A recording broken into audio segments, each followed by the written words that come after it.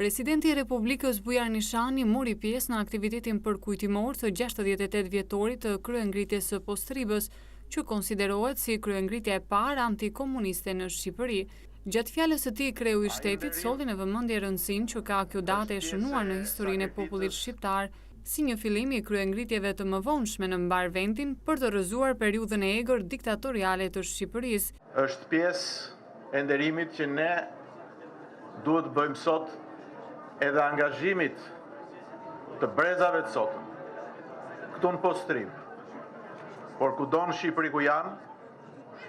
të cilët e kujtojnë, e nderojnë dhe nuk duhet të harrojnë atë sakrificë të madhe të bërë